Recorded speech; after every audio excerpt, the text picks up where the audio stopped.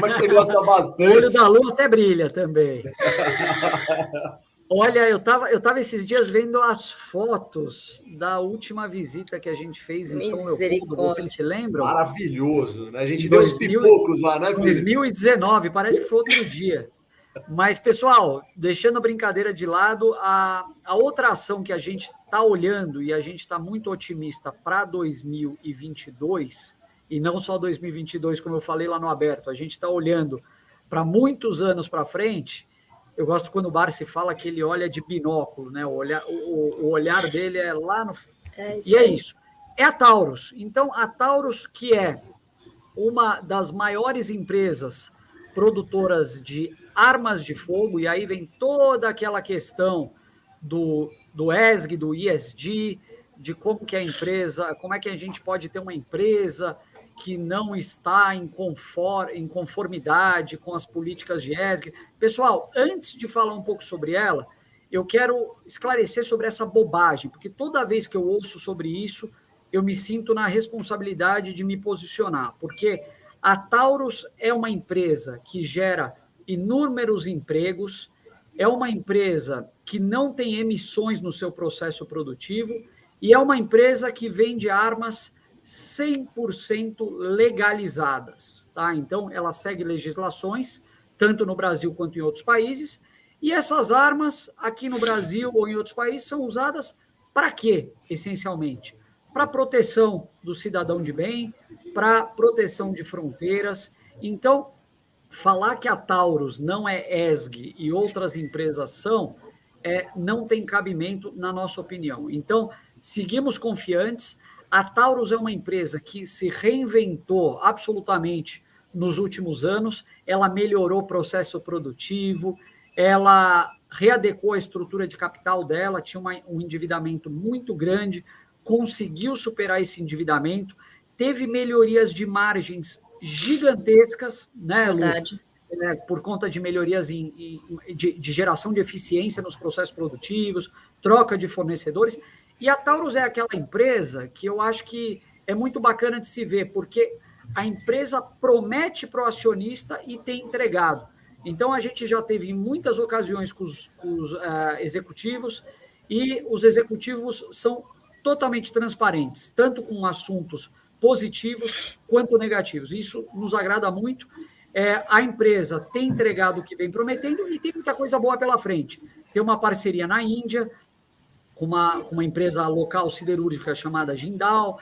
Ela tem uma planta nova nos Estados Unidos, que já fez praticamente todo o ramp-up, continua produzindo e vai produzir uma quantidade muito grande esse ano.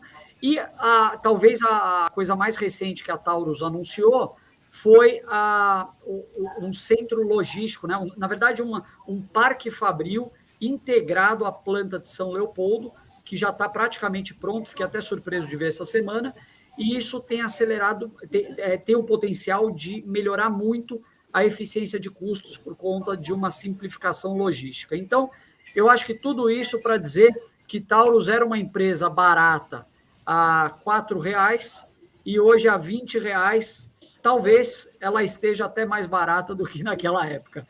Lu, me fala um pouquinho mais o que você tem. Eu ia falar Oi? Coisinha rápida, antes de você complementar, que eu acho que é interessante. Você vai pegar carona nisso que eu estou falando, que é bem legal. Quando estava R$ 2,50 essa ação a Taurus, a gente tinha quem comprando? Luiz Barsi. Luiz Barsi estava comprando, e eu lembro como se fosse hoje, de várias casas de análise, por isso que a GF Mais é diferente. De várias casas de análise. Eu sei já o que você vai falar. Falando que ia quebrar, por isso que a gente não investe em coisas assim, a gente não coloca nossos assinantes em risco e não sei o que lá.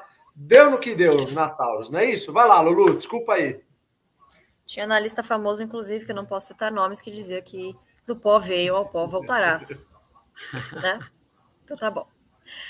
O que eu ia falar, pessoal, é que ainda acho que tá barato a R$ 20, apesar dessa, nominalmente ter subido bastante. Como o Fê disse, né? A gente tem aí muitos triggers, muitos gatilhos, fazendo né, sem querer fiz o trocadilho aqui, mas vários gatilhos para a empresa a empresa nos próximos anos, né? Tem essa parceria lá na Índia, que é uma localização geopolítica extremamente delicada, né? Enfim, então eles precisam de armas lá. Então, enfim, tem um ramp-up bem importante ainda da fábrica lá na Geórgia. De repente, talvez eles estejam olhando o mercado de, não sei, né? Se estão olhando aí mercado de capitais americano também, né? Lembrando que só tem ações aqui no Brasil. Então, não sei, eu acho bem interessante. Inclusive, eu fiz um post no Radar, acho que foi essa semana, ou foi semana passada, dia 18, peguei aqui, né? Ela está negociando hoje, se a gente extrapolar o EBITDA do quarto trimestre, 2,8 vezes EBITDA, tá? Com uma dívida líquida de 3,1. Pessoal, já foi essa dívida, eu nem lembro quanto era, acho que era mais de 9 vezes, né, Fê? Você lembra? Enfim. Nossa, a dívida da Taurus eu acho que era entre 7 e 9 vezes EBITDA, que todo mundo falava que era impagável, né? Parecia impagável, exatamente. Hoje está valendo apenas 2,5 bi ainda em valor de mercado, né? Projetando aí um EBITDA de quase 1 bi no ano, tá? Com 990 milhões. E já deu sinais de que deve pagar dividendos, tá? O próprio CFO comentou essa semana passada, ou retrasada também, que pode ser que eles paguem no mínimo aí 2,50 para o próximo ano já. Mas enfim, de novo, né? A gente sabe que tem uma questão ética, tem muitas pessoas que não investem por questões éticas, a gente respeita totalmente, né? Mas, obviamente, a gente tem que respeitar também quem está pensando sob a ótica, enfim, financeira e aquelas coisas que o Fê falou, né? Você precisa dos armamentos para ter a proteção das nações, né? A proteção territorial. Enfim.